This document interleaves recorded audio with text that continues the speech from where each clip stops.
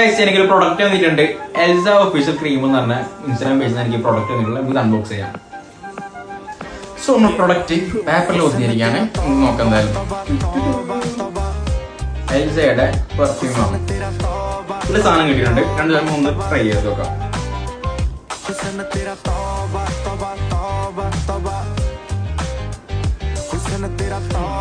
Face കൊള്ളാം.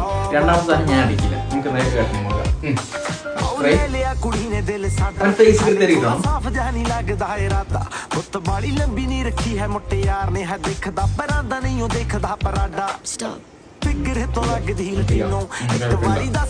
ഞാനിത് 1 to 10 8 കൊടുക്കും. 1 to 10